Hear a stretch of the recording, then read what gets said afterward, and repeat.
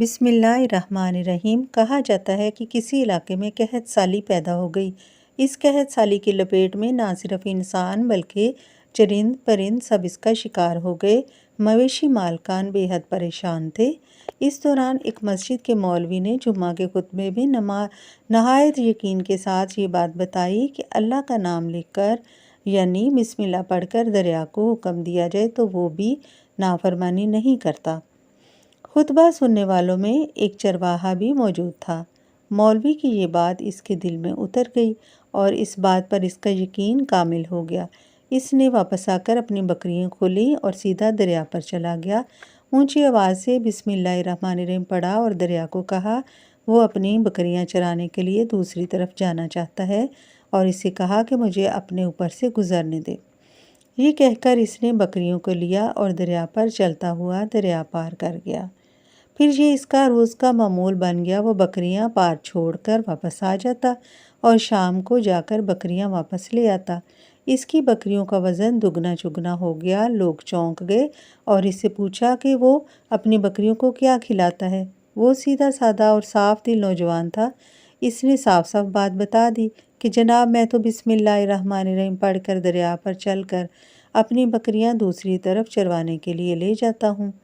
یہ بات مولوی صاحب تک بھی پہنچ گئی۔ مولوی صاحب نے کہا بھائی صاحب ایسی باتیں تو ہم ہر جمعہ میں کرتے ہیں، فقط ان کا مقصد لوگوں کا ایمان بنانا ہوتا ہے۔ مگر بکریوں والا ڈٹا رہا کہ میں تو بس بسم اللہ کہہ کر پانی پر چلتا ہوں اور بکریوں سمیت پانی پر چل کر دوسری طرف چلا جاتا ہوں۔ آخر کار مولوی صاحب نے صبح خود یہ تجربہ کرنے کی ٹھانی اور اس وجہ سے اگلے دن دیکھنے کے لیے پورا مجمع اکٹھا ہو گیا اور پورا علاقہ وہاں آ گیا۔ مجمع زیادہ تھا۔ مولوی صاحب نے ایک دو بار سوچا کہ انکار کر دوں کہیں ڈوب نہ جاؤں، مگر وہ جو مولوی صاحب کو کندھے پر اٹھا کر لائے تھے اب بھی جوش و خروش سے اللہ اکبر کے نعرے لگا رہے تھے اور مولوی صاحب کے حق میں تعریفیں کر رہے تھے۔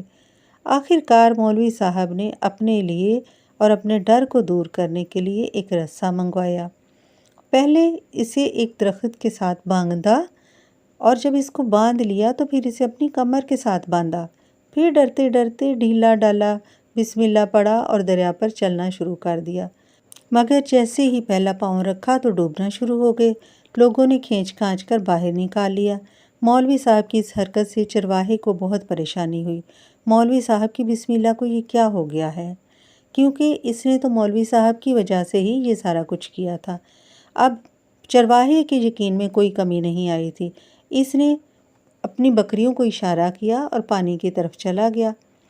جب وہ واپس آیا، کیونکہ وہ سیدھا سادہ نوجوان تھا اور اسے بے نیازی کی حالت میں لوگ ولی اللہ سمجھ رہے تھے، اس کے حق میں نعرے لگا رہے تھے، مگر وہ سب سے بے نیاز بالکل سیدھا سادہ نوجوان مولوی صاحب کے پاس گیا اور انہیں کہا کہ مولوی صاحب مجھے پتہ چل گیا ہے کہ آپ کی بسم اللہ کو کیا ہوا۔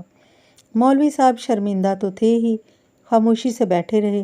اس چرواہے نے درخت سے بندھی رسی کی طرف اشارہ کیا اور کہا مولوی صاحب یہ ہے آپ کی بسم اللہ کی بیماری، آپ کی بسم اللہ کی برکت کو یہ رسہ کھا گیا۔